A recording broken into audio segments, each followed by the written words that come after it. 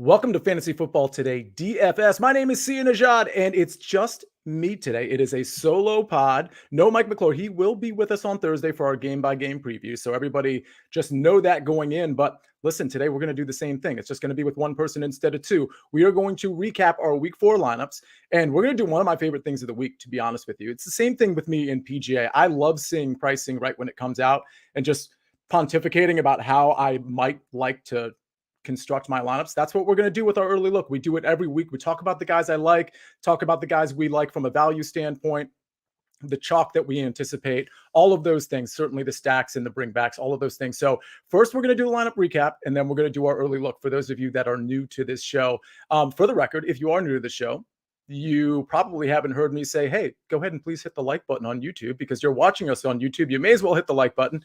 And if you have any questions or comments, I'd like to limit them to just the DFS-oriented ones. So those of you in the chat, I know sometimes you have redraft questions, and sometimes I'm willing to answer those depending on the timing of things, but I do want this to be a quick hitter show, and I don't want to get too bogged down in redraft questions. So those of you that are already in the chat, I see you.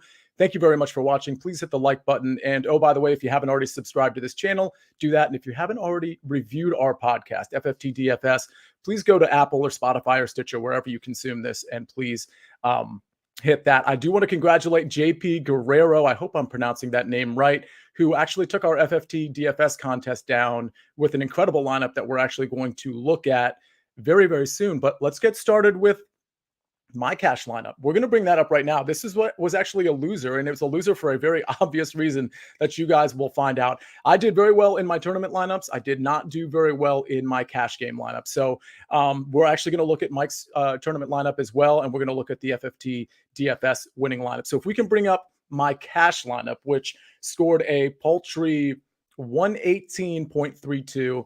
As you can see here, I went with Josh Allen, certainly very chalky there, no problem in a cash game. Certainly anticipated a better output from him. Saquon, another chalky play. Khalil Herbert, another chalky play. You might notice, though, in my flex, I have Rashad Penny, who ended up being great.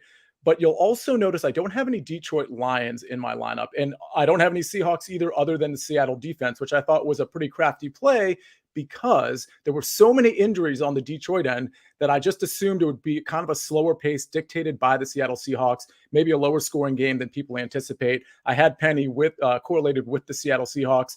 Didn't work out. The biggest problem in my lineup, as you can see, is I correlated Josh Allen with Mark Andrews. As much as I wanted to correlate him with Stephon Diggs, with a Mark Andrews or Rashad Bateman bring back, it wasn't practical from a pricing standpoint. So Mark Andrews completely flopped. You know, one of the few times I actually ended up paying up for tight end in my cash game.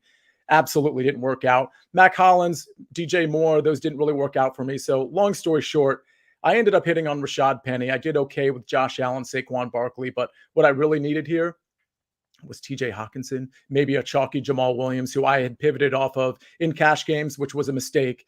But also pivoted off him in GPPs, which I don't really consider a mistake, frankly, but it certainly didn't work out to my benefit. So this was my cash lineup. For those of you listening, I probably should have recapped it. The names: Josh Allen, Saquon Barkley, Khalil Herbert, Mac Hollins, DJ Moore, Richie James Jr., Mark Andrews, Rashad Penny, Seattle Seahawks.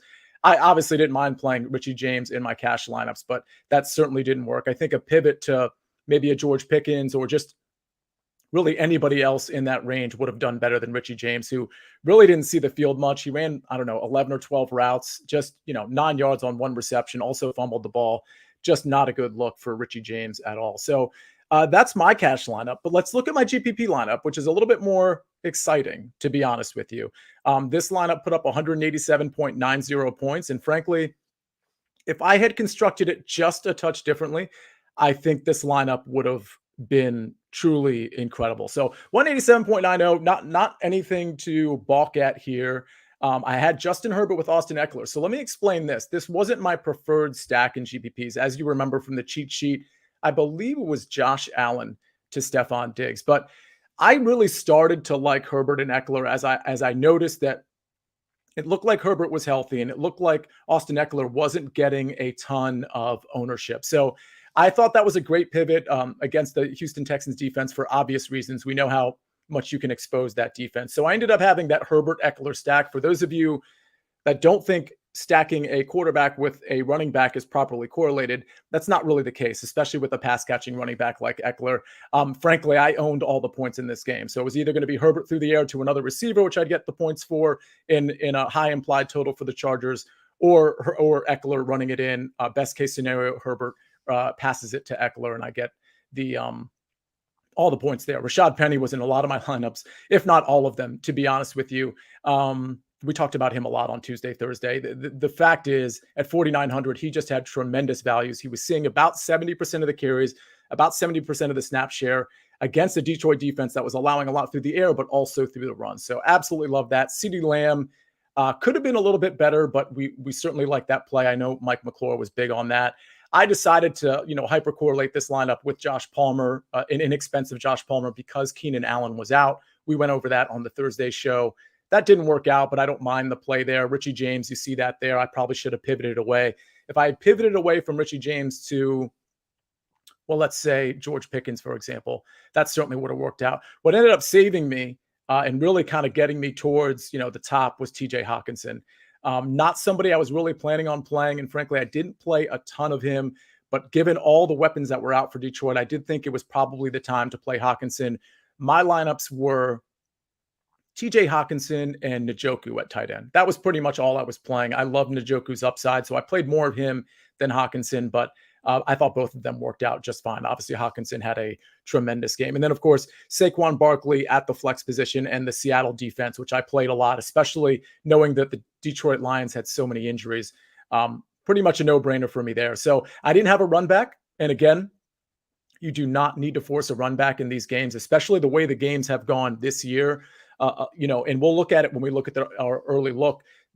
In week 5, there are a lot of high implied totals for teams like the Tampa Bay Buccaneers, for example, that you may not want to force a run back with Tampa playing Atlanta. It just may not be there for you. Again, the Kyle Pitts thing, that thing's not working out. We've never recommended Kyle Pitts, but I know a lot of people do. That's just not working out. It's not the type of air attack that Pitts is going to excel with. And obviously Drake London is a good play there. And some of the second tier running backs might be in play there as well, but we'll get to that. But again, you don't need to force a run back if you don't like a run back. As much as I wanted to correlate that with a Houston Texans player, just wasn't in play for me. And it ended up being, maybe I could have played Dameon Pierce, but in a negative game script, you're looking at Rex Burkhead more than you are Dameon Pierce, at least in theory. That's what you're looking at. So no issue with no run back there, but pretty satisfied with this lineup. I'm very disappointed in myself that I ended up playing Richie James, to be honest with you. I could have absolutely and should have gotten off of him in GPPs, not so much cash. The Josh Palmer thing, it just didn't work out. He's been looking kind of lost in a starter role all season, to be honest with you, in my opinion. So, all right, let's move on to Mike's GPP lineup, and then we're actually going to show you Mike's showdown lineup from Monday Night Football. He actually ended up in first place with about 200 other people for that Millie Maker. So if you are a subscriber to Sportsline, you would have seen that showdown lineup. I think he has all his sort of plays out there, and it's something that you can look at if you are a member of Sportsline. So look into that, because Mike puts a lot of DFS output on Sportsline as well as this show, obviously. But this is Mike's GPP lineup. He told you all week that he was playing Geno Smith, and he did not waffle at all. I didn't play any Geno Smith. I got away from this game for the reasons I stated earlier, but Geno Smith was certainly the play. Oh, you know what? Was that the wrong lineup? Let's look at Mike's GPP lineup that scored 161.52.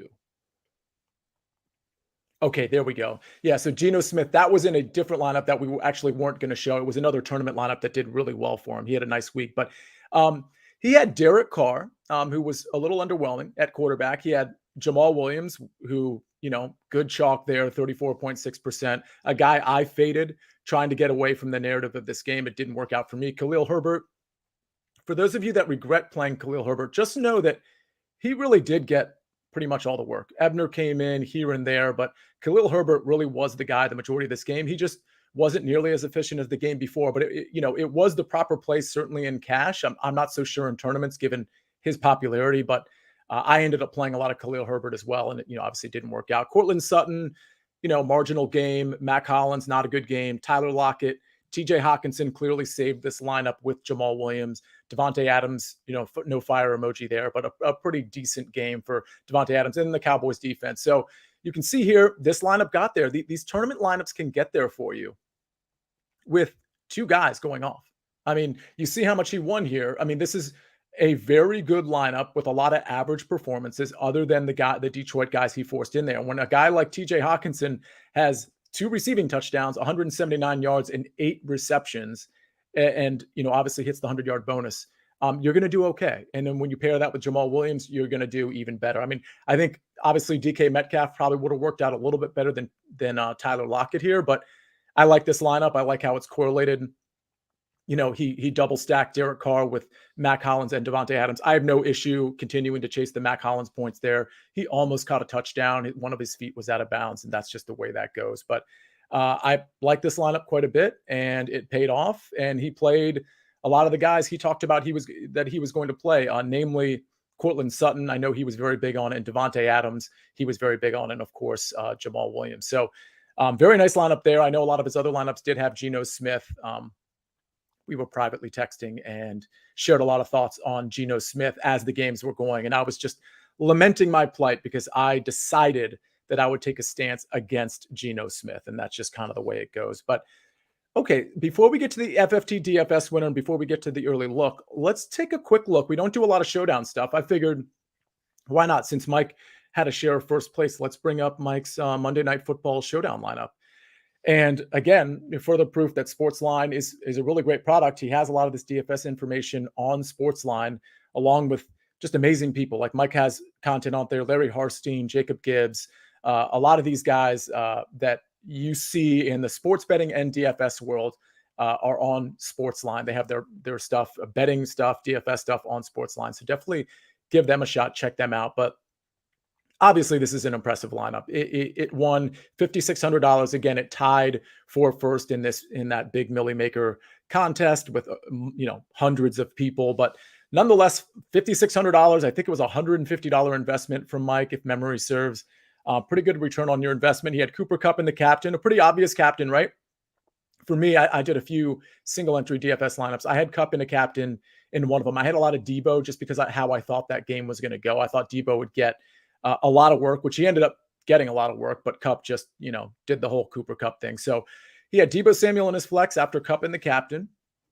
Jeff Wilson Jr. makes a ton of sense in the flex. Tyler Higbee, that one made a lot of sense because the thing about the Rams, if you hadn't noticed, they're not throwing the ball downfield.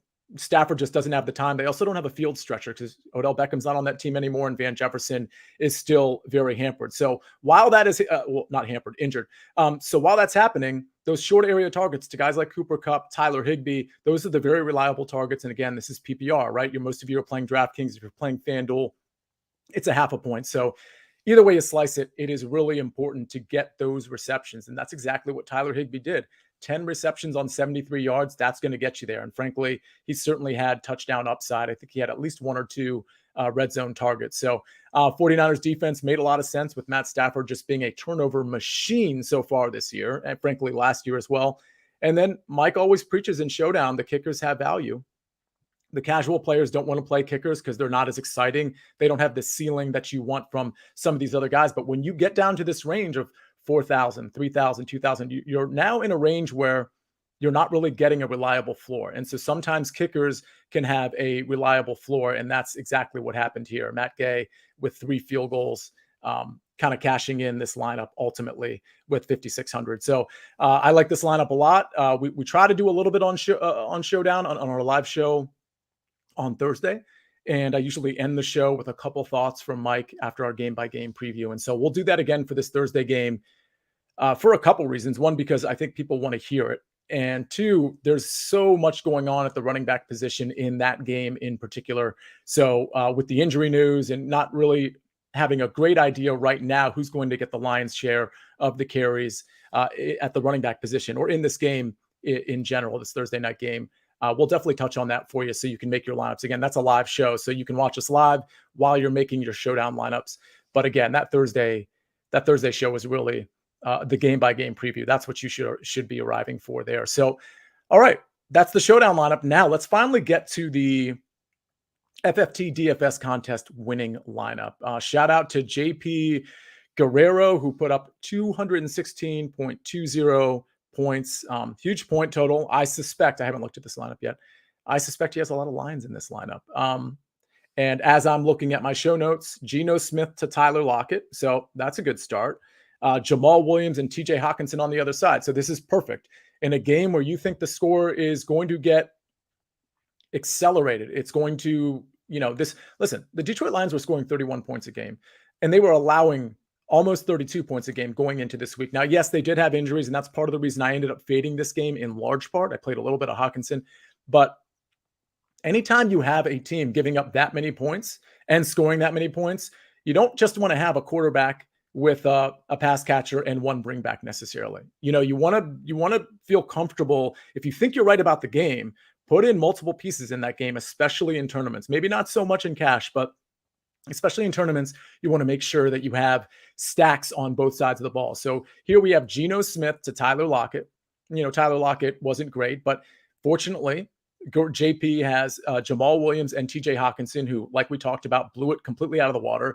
He has a complete dud in Deontay Johnson, who should have gotten, well beyond 2 receptions. So, I don't mind the Deontay Johnson play there. Obviously, if he had opted for George Pickens, this lineup would have even been more deadly, and it would have allowed him to maybe come up from Brandon Cooks, who had a fine game. So the lineup is Geno Smith, Saquon Barkley, Jamal Williams, Deontay Johnson, Tyler Lockett, Brandon Cooks, TJ Hawkinson, Josh Jacobs, and the Giants defense.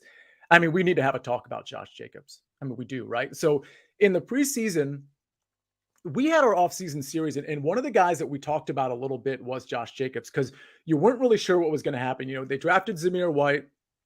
At the time, they had Kenyon Drake, and we weren't really sure what Jacobs was going to do, or what the Raiders were going to do with Jacobs. But we also knew that they didn't pick up his 5th-year option, and that history kind of tells us in that case, you kind of run that running back into the ground a little bit. And for the record, maybe that's not what they're doing. Maybe he's just a more talented back. But there was a theory that Josh Jacobs was going to get a ton of work. So it's really worked out for anybody who rostered Josh Jacobs in redraft, or who have played him over in DFS, because this isn't his only great week.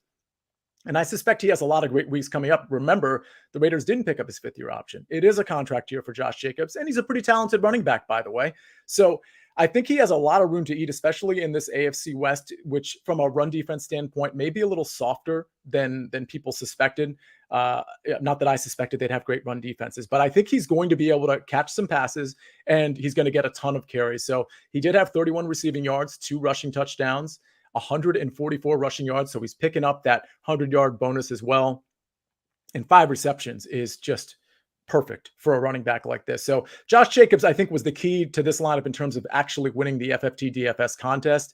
Obviously, with Geno Smith, Jamal Williams, and Hawkinson, you were going to get really far in this contest. But I think the kicker here, obviously the Giants D is great. That was a great defense to roster at 3,100, but it's that Giants D and Josh Jacobs. What we've noticed is the defenses are usually the last sort of thing that's going to win this FFT DFS contest. I don't think we've had a contest winner that's had a dud at the defensive position. So these defenses that are in that sort of 2,500 to 3,100 price range, those defenses have really, really paid off. We have a couple this week too that I think are going to be adequate, but great lineup from JP Guerrero. By the way, our contest is live as we speak. You can register for the contest right now. And it's the link is always, I always get some DMs. Some people have trouble with the link. If you do, let me know. Go ahead and direct message me. But good news here, like you can find the link, and I think it works for like 99% of the people. The YouTube description, the link is there. The podcast description on Apple, it's right there for you to click and register for the contest. We've been filling it up pretty fast. So it's 200 deep. It usually gets filled by Friday. So I encourage everybody who's listening to this now or watching this now, please go ahead and register. It's $5. Top 20 get paid out. Super fun tournament. I love seeing these new names. I actually have been starting to look at like the top 10, top 15, top 20. And I've noticed some familiar names in there that there's some overlap, some people doing really well in this tournament.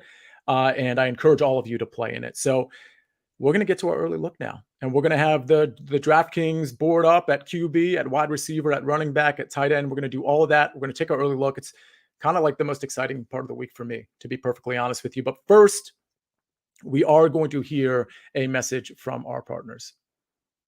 And we are back. This is FFT DFS. This is Sia Nejad. I'm doing a solo pod. We just did our week 4 recap. Now we're going to dive into our early look, our week 5 early look. Again, if you're late to joining this podcast, shame on you. We'll be here 5:30 next week as well. But I do encourage you to hit the like button. Please go ahead and review this podcast on Apple or Spotify or Stitcher, wherever you get your podcast content. Again, like button and subscribe and review if you can. Let's get to our early look. So, Zach, if you don't mind, let's pull up the quarterbacks and let's start there. But before we do that, I do want to mention we do have a 12-game slate. There is a London game again. That's not going to affect the main slate, obviously. It's going to be 9:30 a.m. Eastern Standard Time, just like last week. So for you redraft people, don't forget about that. Make sure you set your lineups Friday night to the extent you have players in that game. Now, in terms of the higher scoring totals, I just, I sort of arbitrarily pick a number that I think fits the slate. So I looked at games that had a total of 47 or above. Not that the other games below that are not playable. I just want to get out there. Like, these are the kind of the higher scoring affairs. So we have the Steelers at the Bills. That's a 47-point total. Mind you, the Steelers are 14-point dogs in that game. We'll get to that game in a second. The Falcons are +8 at the Bucs. That's a 48.5-point total. The Chargers are -3 at the Browns, a 47.5 total. The Lions are +2.5 at the Patriots. Somehow it's only 46.5. I included that one because it's the Lions, and I just think it's intriguing that a Lions total, mind you, it's Zappy and the Patriots, but Lions +2.5 at the Patriots. I think that will be a game that people will play at 46.5. Eagles -5 at the Cardinals. That's a 49.5-point total. Just looking at this, I think the 3 most popular games, well, I kind of just said it. I think the 4 most popular games are going to be Eagles, Cardinals, Chargers, Browns, Falcons, Bucks, Steelers, Bills. I'm trying to figure out what I think the top 2 are going to be. I think Eagles, Cardinals is going to be one of them. I think second place is probably Falcons at the Bucks is my guess, with Steelers, Bills being close behind, and perhaps Steelers, Bills being more stackable because I think the Falcons pieces are somewhat of an unknown. But again, we'll get to that on Thursday when we do our game-by-game preview. Highest implied totals.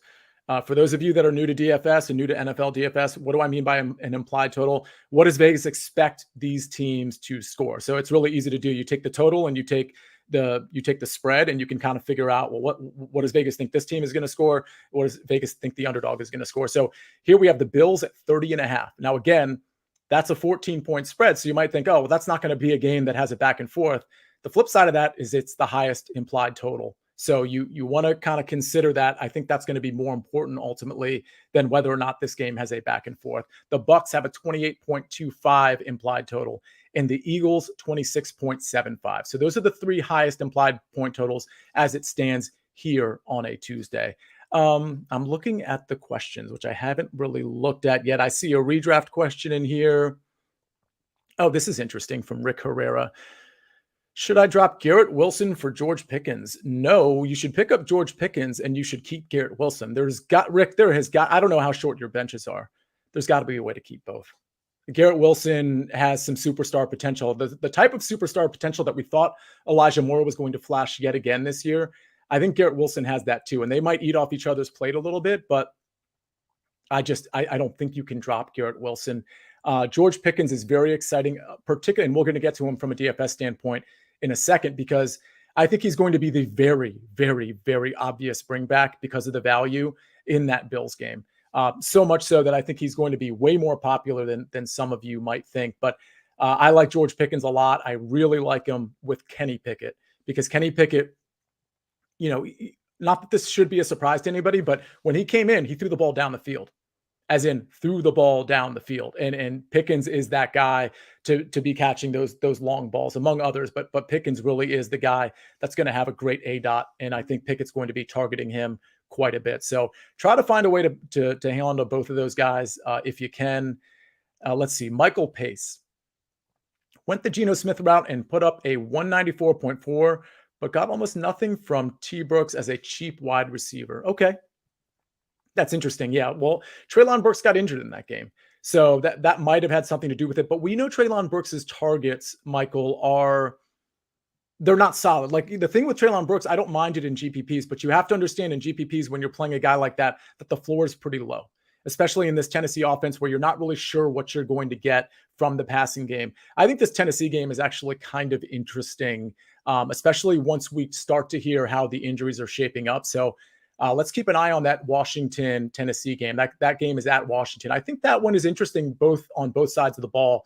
I think Washington, for once, is actually going to be able to move the ball because of a lack of a pass rush from the Titans, at least a lack of a pass rush relative to the last 2 weeks of what Washington has faced. And that would be, of course, Dallas and Philly, two ferocious defensive lines and pass rushes.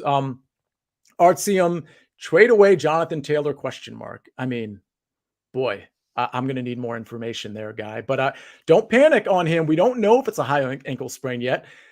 They did a walkthrough today because they're the Thursday night game. I don't expect him to play Thursday. I don't think anybody does. But if it's not a high ankle sprain, which again, we don't know yet, he might only be out a couple weeks. And then Jonathan Taylor can ramp things up. And when the season starts to get colder, and I think Jonathan Taylor might have some more value, kind of like that Derrick Henry thing where Derrick Henry's blowing it out right now. He's doing great. But I think Jonathan Taylor creates more value as this season goes. So I don't think you should be giving up on him. Michael says, I did play more, such a cheap price. That was, it will be Tyler Algier. Will that be chalk week from Dave Tarleton? So that's a good question. And we're going to get to that once we go over the running backs. But I think the answer is no. And the reason is because there's two other running backs for him to contend with. And we'll get to that in a second because we're going to be on running backs in probably about 5 minutes. So stay tuned for that. I think Tyler Algier, now he's the rookie out of BYU. Big, strong, bruising, kind of slow, 4.6 40. I think he's fine, but I don't know. See, I think what we have to figure out there is who's going to be the pass catching back, because that's going to be very much a negative game script for Atlanta. And we want the guy who's going to be securing the targets more than anything. I don't know that we're going to have an answer to that by Sunday, to be honest with you. I don't think there is an answer. I think those three running backs are probably going to be rotating through, and we're just going to have to wait and see. But, on Thursday, we'll have a much better idea, and hopefully we'll be able to pinpoint a running back on those Atlanta Falcons. All right. Should I drop Tua for Pickens? I don't know, Rick, if you should do that, because I don't know how long Tua is going to be out. I suspect it's going to be a long time. As much as I like Pickens, I mean, you're not starting either of those guys, I hope, because if so, your team's in a little bit of trouble. I don't know that I would pick up Pickens for that. I think it's okay. I don't think Tua's playing anytime within the next 4 to 6 weeks. So, all right. Thank you for the questions, by the way. For those of you that asked, hopefully I answered your question. Please hit the like button and please go review the podcast. It literally takes like 1 second. You click on the podcast, you scroll down, you hit 5 stars, you make a comment if you want. You don't have to. Totally up to you there, but it might take somewhere between 1 and 1.5 seconds. So please go do that for the FFT DFS show. All right, quarterbacks. Well, here we are at the top with familiar names. Lamar Jackson isn't on this list because he's not on the main slate, but last week, these top two quarterbacks were at the top before as well. Josh Allen, Jalen Hurts. Josh Allen is 8,200. Jalen Hurts is 8,100. So listen, Josh Allen, Zach, I'm glad you clicked on the game log. He didn't have a great game last week, but he still scored a decent amount of fantasy points. I think that tells you what Josh Allen's floor is, to be honest with you. Bad weather, just a bad game overall for the Bills up until, the beginning of, the third quarter or so. But if this is his floor, just imagine what this guy's ceiling is. And you have a 30.5 point total. It's the highest implied total by a lot, by the way. It's not like the margins are like 1 point. It's the highest implied total by more than a couple points. At home versus Pittsburgh, the Bills haven't had any easy games over the last couple of weeks. I think this is going to be one where they sort of put their stamp back onto the AFC in terms of being the kings of the AFC, which I think we all kind of know they are. I think they're going to have an easy time with Pittsburgh ultimately. And I think the ceiling for Josh Allen, even in a blowout, even if Josh Allen sits the last 6 minutes of this game, it would not shock me if he already at that point has 4 touchdowns, 60 rushing yards, and a rushing touchdown. So I absolutely love Josh Allen. I love this game a lot. I love there's a couple bring back options, Najee Harris, George Pickens in particular, that I absolutely love in this contest. So Zach, go back to the just the list of quarterbacks. And thank you for clicking on the game log there. I think for those of you that are watching, I think this show is really good because it's one thing to just hear my voice the whole time, but to be able to actually see what they've been doing over the last few games, I think that's, most of you might know that, but some of you don't, especially some of these lower tier guys that aren't named Josh Allen. So if you're watching us, I think some of this game log stuff certainly helps. And of course, when we do our game by game preview, a lot of times we'll share some more defining statistics or statistics you'd want to know, with respect to target share, red zone target share, things of that nature, that we like to share with everybody. All right. So Jalen Hurts, Philadelphia at Arizona. I like Jalen Hurts a lot too. And I think Jalen Hurts at Arizona is a smash play. I don't really like Kyler Murray much in any game, to be honest with you. I think Kyler Murray can go sort of missing in action when it comes to really any game. And I think Philly's probably going to stomp the Arizona Cardinals. I've been betting Philly the last 2 weeks very much successfully. I've been betting against Arizona.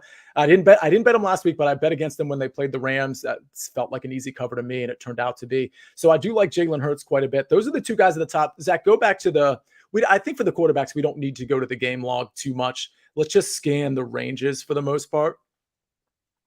So below the 8,200 mark. So let's put it this way. I'm going to be playing Josh Allen, Jalen Hurts. I will be playing more Josh Allen than Jalen Hurts. The one qualifier there is let's monitor the weather. We had some issues with the hurricane and with the weather on the East Coast. So let's monitor from here on out. Let's monitor the weather in Buffalo. Very easy to monitor the weather. I do a 12 o'clock show on the early edge with a few other familiar names to everybody that's watching and listening. And we talk about the weather. So if you're stuck and you can't go online and you don't know how to check the weather, a lot of times we're talking about that. That's more of a betting show than a DFS show, and it's a prop show as well. Free show, early edge, just YouTube, early edge, and we'll be on there at noon. But a lot of times we talk about the weather, and if it's a problem, maybe you can shift some of your lineups if you're not already caught up to the news. But Josh Allen, Jalen Hurts at the top. I'll be playing both. Kyler Murray, I'm just not interested in, to be honest with you. I think the price is fine. I think you can play Kyler Murray. I like what he did with Marquise Brown quite a bit, but I just think Kyler Murray can really go MIA. I would rather pay down or pay up for Jalen Hurts and Josh Allen. As we scan this 7K range, I love Justin Herbert again. This Cleveland defense, they're just not very good. And Justin Herbert appears to be healthy. As you saw with my GPP stack, I had Herbert to Austin Eckler. It worked out really well. We'll see if Keenan is back. Even if he's not, I think Mike Williams is very much in play against this Cleveland defense. I think Eckler is in play. Maybe Josh Palmer, certainly Gerald Everett, especially if we have Keenan Allen out. So I like Justin Herbert quite a bit. As we scroll down, this 6K range, I'm really not interested in anybody. So I'm not going to waste anybody's time. We'll get to them on the game-by-game preview on Thursday. I think Jared Goff is always going to be interesting. Keep in mind that game's at New England. He might still be without Amon-Ra St. Brown, so we kind of have to monitor that situation, but I don't think I'm going to be ending up playing Jared Goff this week. I do think Carson Wentz is at least interesting against the Tennessee defense. Washington gets to come home after two just really bad matchups for them. I do think Carson Wentz, now keep in mind Jahan Dotson's not going to be playing in this game. He has a hamstring injury, but I think he's going to be able to find Terry McLaurin, Logan Thomas, whose snap share continues and the production continues to go up, and of course, Curtis Samuel. I think they're in play. Now, do I really want to stack this game? Probably not. But at 5,700, I think I could do worse, like a Wentz to Samuel stack and just kind of hope for the best. Man, we've seen Wentz put up a big game. We saw it in week 1 against Jacksonville. They're at home. Tennessee doesn't have a great pass rush. They don't have a great secondary.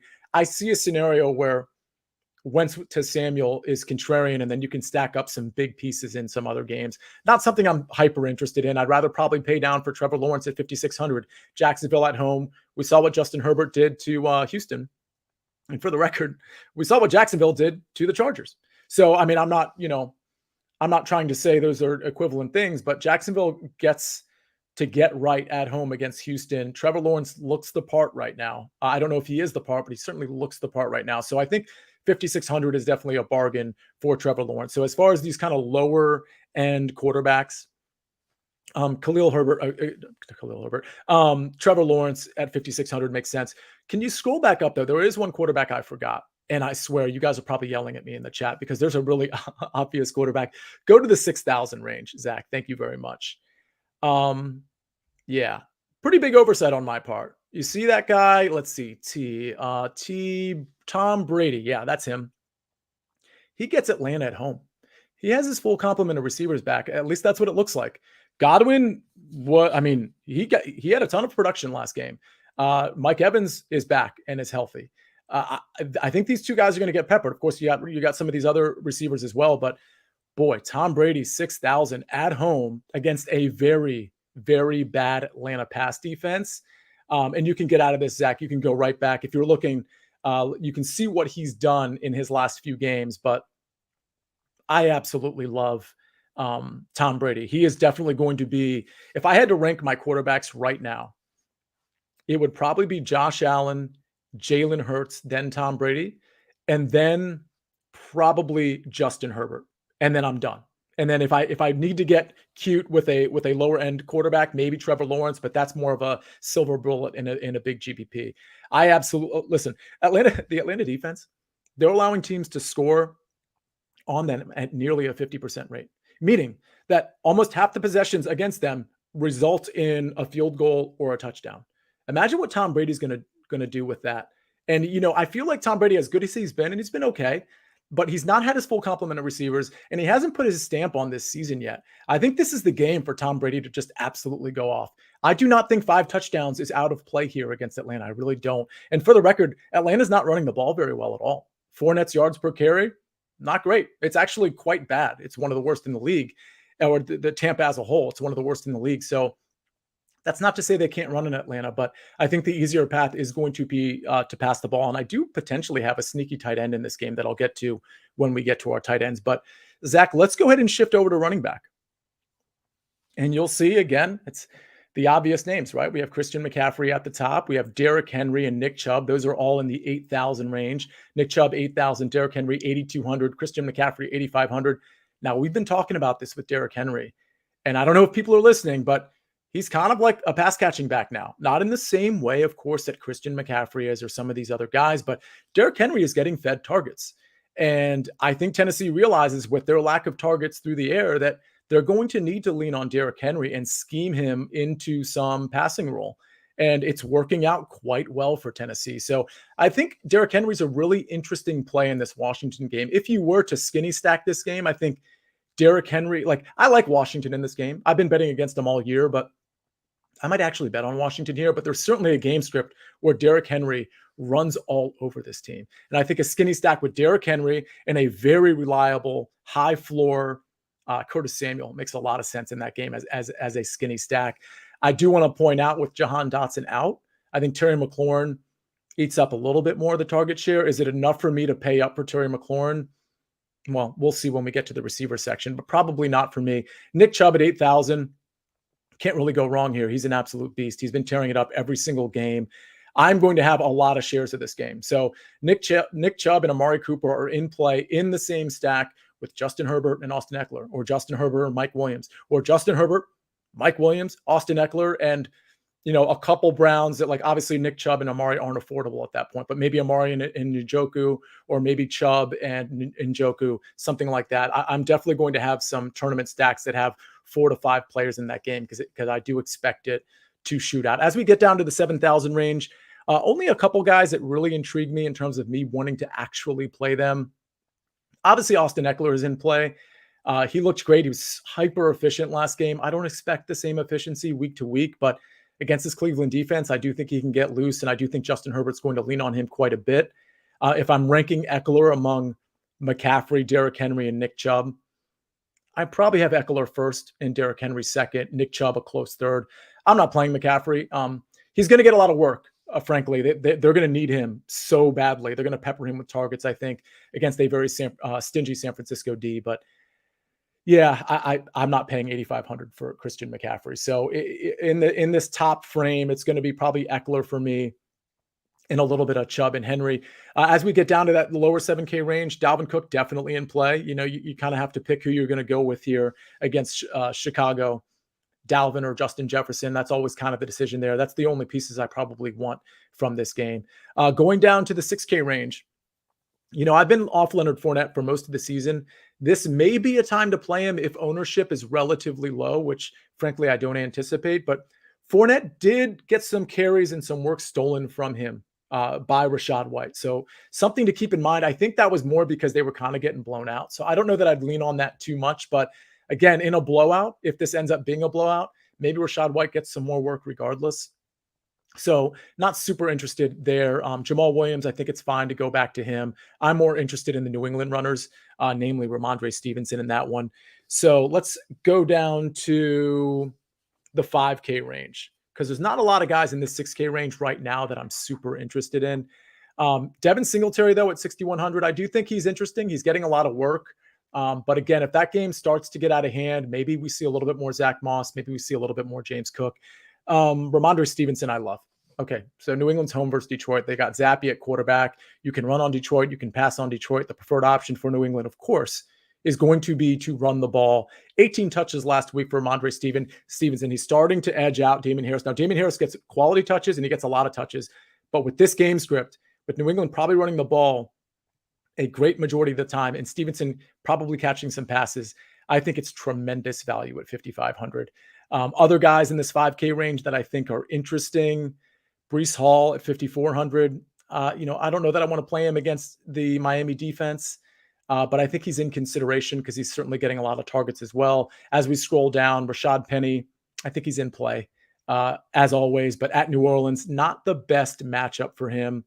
As we go down to that low range, I'll point out Tyler Algier, Caleb Huntley, and Avery Williams. I think it's too early to tell who we want to play there. But so let's just wait for the game-by-game preview with me and Mike. I think we're going to have a much better idea of how that's going to go. It's probably going to be Tyler Algier. But I thought Caleb Huntley looked really good last week too. So I'm just pointing that out. I think Raheem Mostert at 5,000 is interesting at the New York Jets, but I don't know that I want to go there because Chase Edmonds still technically is in the mix. But Miami is going to need to lean on the run a little bit. Mostert could get loose for a long run. So I don't hate Mostert. Again, we'll have more value at the running back position on that Thursday game-by-game preview. Let's throw up the receivers. So familiar name here. We're going to have Cooper Kupp at 9,600 home against Dallas. Should be a great matchup for him. It's just a matter of whether you can fit him into your lineups. I mean, the guy's just a target machine. He didn't get loose last game, but I expect him to find the end zone this week. So I like Cooper Kupp. I like Justin Jefferson. If I had to rate between the two, I'd probably end up playing Justin Jefferson over Cooper Kupp, but I mean, it's a coin flip. I mean, fading Cooper Kupp is just silly at this point. So I don't mind either of them. I love Stephon Diggs. I mean, not only is he the primary target, but he is the primary target in the red zone as well, which I think everybody kind of knows. But the red zone share for Stephon Diggs is just great. Like he's just not looking at Gabriel Davis in general very much, even though he's on the field a ton. Isaiah McKenzie gets his. Now, McKenzie's in the concussion protocol. So keep an eye on that because if he doesn't play, well, guess what? Khalil Shakir is $3,200. Is it Shakir or Shakir? I think it's Shakir. Anyway, I'm thinking like of Tupac Shakur, so I'm saying Shakir. And if you want to take a Hail Mary and picture yourself rolling with Khalil, I ain't mad at you. 15 people got that joke. Totally worth it. All right, so as we go down, be below Diggs, Tyreek Hill at the New York Jets. I don't have a problem with it. I think it's interesting. His ownership is probably going to be really interesting because we have a new quarterback. I think Tyreek Hill is going to get peppered with targets regardless. So I absolutely love Tyreek Hill if he is low owned because of the Teddy Two Gloves situation. Deebo Samuel, not super interested there. Amon-Ra St. Brown, we got to monitor the injuries. As we scroll down, I mentioned Mike Williams at 7,100. I like him. AJ Brown at Arizona, 7,500. Absolutely love that. That's probably going to be kind of more my wheelhouse. Instead of paying up for Kupp and Justin Jefferson, I'm probably going to be paying up for Diggs and AJ Brown and Mike Williams. Not in the same lineup. That's going to be too expensive, but I do like all three of those quite a bit. CeeDee Lamb I like. I think we should keep an eye on Michael Gallup because he was way more involved than I thought he'd be after his first game. This game is at the Rams. It might not be as easy as we saw for CD over the last two games. So I'm not super interested in CD at 7,000. Mike Evans, of course, I'm interested in at 6,900. I'll note that Godwin is 5,900. And he got a ton of production, got 7 of 10 targets for 59 yards in his first game back. It looks like he's healthy, even though at the end of the game, it looked like he was having some issues kind of getting up. It looked like maybe his hip area was an issue for a second, but he ended up finishing the game. He seemed completely fine. So monitor the practice reports on him. But Godwin and Evans in a double stack with Tom Brady, no issue with that whatsoever. And keep in mind how much you're saving on Brady, right? Because he's 6,000. So yeah, you're paying up for Mike Evans at 6,900, but not really. I mean, Mike Evans at 6,900. Would you Would you blink if he was 7,400? Probably not. And then you're also getting Godwin if he's healthy at 5,900. I think the two of them could share 3 touchdowns and a total of 200 yards, like quite easily, to be honest with you. So I love that stack, especially because of the discount you're getting on Tom Brady. Don't force the run back if you don't have to. Spoiler alert, you don't have to, not in that game. Okay, so as we get down to the 6K range, Christian Kirk at 6,600 didn't have a great game last week. I think against Houston, he makes a lot of sense. I think this is potentially a get right spot. Now, he did kind of move to the outside as opposed to the slot. So I think if Zay Jones is back, that's going to benefit him quite a bit. And it's going to benefit our lineups too, because maybe we'll play Zay Jones as well. But monitor that Zay Jones situation for the benefit of Kirk and for the benefit of Zay Jones. So we'll keep an eye on that. Amari Cooper at 6,000. I do like him. I don't love it, but I do like him against the Chargers, especially in if you're just super stacking that game. Devontae Smith, let's monitor his health. He kind of got banged up at 6,000 at Arizona. I don't mind him in a Jalen Hurts stack at all. I mentioned Isaiah McKenzie, only 5,000. Gabe Davis just isn't getting the look. So we got to monitor Gabe Davis and Isaiah McKenzie in terms of the practice reports. And then here's the big one. Here's the guy that I think is going to be really popular for so many reasons. He's the shiny new toy, right? George Pickens. Like, this is a shiny new toy. Like, this is the shiniest of new toys. He's only 4,300. He's amazing. We already knew he was amazing. Now he has a quarterback that's actually going to feed him downfield and just in general. I think Pickens is going to be heavily targeted, just like he was last game when Kenny Pickett came in. So it's kind of the perfect run back to that Bill stack. If you want to get your lineup different, maybe you double stack Josh Allen with like a Shakir or an Isaiah McKenzie if he's healthy, or maybe you listen, Najee Harris and Pickens as a run back. It makes a ton of sense. All the volume is likely to go, not all, Deontay Johnson's still on this team, but most of the volume is likely to go through those two guys and Deontay Johnson. Yes, Pat Freiermuth, you can throw him in too. I think this game has a really interesting back and forth component. Bill still might cover, but I think a lot of the shares are going to go to those 4 guys I just mentioned. So Pickens at 4,300 makes way too much sense. I mentioned Zay Jones at 4,100. I mentioned Khalil Shakir at 3,200. God, I hope it's pronounced Shakir. That would be so much cooler. I actually watched him play college ball a little bit. I'm disappointed in myself that I don't know. I'm not positive how to pronounce his last name. But anyway, hopefully you guys all got the Tupac reference. Let's really quick hit tight end before we get out of here, and then I'll mention a couple of defenses as well. The tight end position, there's a few guys that interest me here. Let's see. George Kittle. Well, that's not one of them. I'm not really big on George Kittle this week. I mean, obviously, he didn't really get a ton of production, almost had a touchdown pass. But at Carolina, I think San Francisco is going to smash in this game. I don't think they're going to need George Kittle much. I think it's going to be a lot of Jeff Wilson, who I might have neglected to mention on the rundown of running backs. But I certainly think Jeff Wilson is in play at Carolina. That San Francisco defense is in play at Carolina. I'll tell you, I was on the early edge last night, and I had a big bet against the coach at the coach rules and just in general on San Francisco money line at -125. But while I was giving that bet out on our Monday Night Football preview, again, early edge, it's a show that 2 or 3 times a day they have betting shows on the early edge. But I mentioned that the look ahead line against Carolina was -4.5, which I also liked. And I was telling people to go ahead and take that line now, because after this game, after San Fran smashes the Rams, that line's going to go up. Well, guess what? Immediately after the game, it goes up to 6.5. So here we are. Anyway, I digress. TJ Hawkinson, I'm not going to tell you not to play DJ Hawkinson. I'm also not going to tell you to chase points, but I think TJ Hawkinson may have carved out a nice little role for himself, especially if those injuries persist at the receiver position, namely to Amon-Ra St. Brown. But obviously, he's not the only injured receiver on that team. So I think Hawkinson's fine at 4,900. I think that's great value. Zach Ertz is fine as well. Tyler Higbee's getting so many targets. I don't think that's going to stop until Van Jefferson comes back or until Allen Robinson carves out some sort of role for himself, which I think is happening never.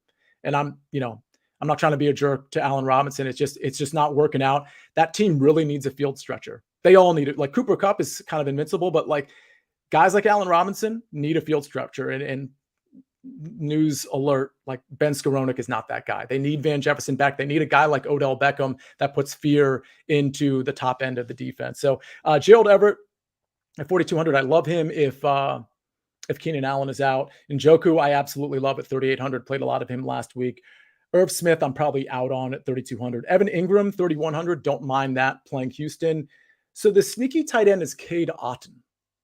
Go down to 2,500 if you would, Zach. Talk about saving some money. I don't know that I've played a 2,500 guy or had the luxury of playing it. That would really only be at the tight end position. But Cade Otton, we keep scrolling, huh? You might have to type in his name. Like he's somewhere down there, I promise. Wow, Hunter Long. We are seeing, oh, there he is. We are seeing some names here. Okay, so we'll look at the game log. So the reason I'm bringing his name up for the record is Cameron Brate is in concussion protocol. And I don't know if he's playing this week. He might. And if he plays, then just forget we even had this conversation. But Cade Otton came in. He's a rookie out of Washington. He's 6'4", 245 pounds. And he caught 3 or 4 targets for 29 yards. And if that's what his production is going to be next week, well, let's see. I'm doing the quick math. He's pretty close to paying off his price. And if he plays a full game, and they drafted this guy for a reason, for the record, they drafted him as the first overall pick, not in the first round, but the 4th round. That's still pretty good draft capital. So I think Cade Otton is the next man up. Let's just put it that way. And if this is going to be one of those games where Tom Brady's going to rack up 4 or 5 touchdowns, which I think is in play against Atlanta's defense, I can't tell you that Cade Otton's going to get less production than this. I can tell you that he's probably going to get more. I could see catching 4 of 6 for 55 yards, maybe a touchdown. I mean, either way, if he's getting that type of production without the touchdown, you're good to go. It gives you the opportunity to mold your lineup kind of however you want, because instead of paying for a 4,900 Hawkinson, you can pay for Otton. Now, let's be real though. Hawkinson's probably going to outproduce Otton by a multiple of 3. You have to be willing to take the chance here that Otton's going to get that touchdown, that he's going to get production. So this is something maybe to monitor as the week moves along, because if Otton starts getting some press and it looks like he's a gamer here, coming into this game, I think it was the second game where he got game action, catching 3 out of 4 for 29. I don't absolutely hate it if you think you need to dip down in this range. So is it a Hail Mary? Absolutely. It's a Hail Mary, but let's look at defenses real quick. There's 3 I just want to mention. We don't spend a lot of time on this on our early look, but I think the Jets at 2,600, the Commanders at 2,700, and Detroit at 2,800 are all in play here. Lions play at New England again. That's Bailey Zappi. I don't love the Lions in this spot. They're going to get dominated regardless, especially through the running game. But in the event that they somehow take a big lead, they force Zappi to throw. Maybe they force some turnovers here. Probably not, though. I do like the Patriots are. I do like the Commanders at 2,700. I think the Jets against Teddy Two Gloves is interesting. Of those 3, I think I like the Commanders the best. I think this might be a get right spot for not just Carson Wentz, but for this defense as well. Not because I think Tennessee is terrible or anything. I think Tennessee is pretty decent. I think they're the best team in the AFC South, but I just think Washington is going to really get a rest from the bludgeoning they got the last 2 weeks against really ferocious defenses. And I think it might be time for Carson Wentz to put up one of those games. And if that happens, then you potentially force Ryan Tannehill into a throwing game. And frankly, it's not even his fault. He doesn't have any weapons. It's the Robert Woods show at this point, because Treylon Burks is hurt. There's not much going on unless you get Derrick Henry moving. So that is our early look. Zach, was there anything, you tell me, man, was there anything I left out, or are there some questions I need to, I'll look at the questions while you mull my question over here. Is the DK contest single entry, asks Sean Stanger. The answer is yes, it's single entry. So definitely, Sean, please join that contest if you can. It fills up pretty fast, but you have a few days, but you may as well enter it right now. While you're at it, hit the like button and please review if you like what you're hearing. And by the way, the Tuesday show, solo pod, it's okay. I'm okay. But that game-by-game preview on Thursday is like absolutely fundamental. So I'm being a little self-deprecating here. I think this is a good show. I love doing the early look, but I do want to impress upon you, Sean, if you are new, you can catch us at 5 o'clock on Thursday. The Tuesday early look is always 5:30. The game-by-game preview is always going to be 5 o'clock, at least indefinitely. It's going to be 5 o'clock. So join that show, listen to our game-by-game preview, get some thoughts on Showdown on that Thursday slate, and go ahead and review the podcast if you can. Rick Herrera, should I drop Etienne for Algier or Boone? I think the press on Boone is a little much right now, to be honest with you. I thought he looked pretty bad. I know they trust him to some degree, but man, he had a case of the drops, and I understand Melvin Gordon has a case of the fumbles, but no, I'm just I'm not. I don't think I'm going to be in on Boone. You should not drop. You should not drop Travis Etienne for Boone. The Etienne show has not really gotten off to a good start, but Jamal Agnew stealing what we thought would be Etienne touches last week in terms of those high quality touches. Not a real good scene for Etienne fans, and I'm certainly one of them. I wouldn't drop Boone for him, and I wouldn't drop Algier for him. I really wouldn't. I think if you can try to pick up Algier, I think it's a decent pickup, but I wouldn't be dropping Etienne for him. I'd wait for Etienne to have a game, maybe a game or two in a row, and maybe you trade him away when his stock is high, but he's certainly not droppable. Hail Mary, I ain't mad at you. Well done. From Straylow 90. So hopefully you caught the Picture You Rollin' Part 2, one of my favorite Tupac songs. Algier for Etienne, sure, but not Boone. So Jamie disagrees with me. I'm going to stick by my guns there. Tej Desai, I'm totally butchering that. Hey, man, would you trade Aaron Jones and Everett for Dalvin Cook? No, I wouldn't. I love Aaron Jones. I understand he's splitting the backfield, but I don't trust Dalvin Cook to stay healthy all season, to be honest with you. And I like Aaron Jones too much. I think Dalvin Cook is great. He's definitely better than Aaron Jones, but I'm having a hard time trusting the health of Dalvin Cook. I know that's a really squirrely way to answer the question because it's a running back. We can't trust any running back to stay healthy, really, including Christian McCaffrey, guys like that, Jonathan Taylor, guys who we don't think are going to get injured. But I don't know. I like Everett and Aaron Jones there. I think it's close, though. All right. Rick says, thanks, great show. So that's probably a good time to end it. We had a DMV story, but I think we're kind of out on time. So we're going to maybe share the DMV story for the Florida DMV. Me and Zach have some stories for the DMV. Hopefully one of you was watching because it's a tough scene. It is I got a license. The strip on the back doesn't work. And oh, by the way, they spelled my name wrong. Not because I wrote it down wrong. I gave them official documents. That's how you get your license renewed. And they still managed to spell my name wrong, which doesn't play well at airports, by the way. So thank you for that. I got to go back there, and that's going to be a really good time because, as you might imagine, the Florida DMV, there's no line. Everybody's very nice, and nobody ever makes errors. So you don't have to spend your entire morning and afternoon there. So good times. I know Zach has a story too, so we're going to get to that. But for now, my name is Sia Nejad. I hope you enjoyed the early look. Please come back at 5 o'clock on Thursday because you're not only going to see me, but you're going to see Mike McClure. We're going to go over our favorite stacks. We're going to give you our cheat sheet. We're going to give you some of our favorite cash game plays. Some of you have been asking for kind of our top 3 at each position. I will try to incorporate that into the show as well so you can start crafting your lineups.